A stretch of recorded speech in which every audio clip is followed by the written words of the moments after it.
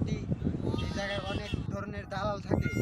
যেমন ধরেন 1 নাম্বার, আপনার এই জায়গায় আসলেই আপনাদের চারদিকে ঘুরবে ক্যামেরাম্যান, শত শত ক্যামেরাম্যান আপনাদের বলবে ভাই ছবি তুলুন ছবি তুলুন। আপনারা আগ্রহ হয়ে বলবেন তুলবো ছবি। তারপরে আপনারা ছবি তুলতে যখনই যাবেন ওই ক্যামেরাম্যান আপনাদের সাথে অনেক দালালি করবে, আপনাদের বিভিন্ন ধরনের পোস্ট দেখিয়ে দিবে।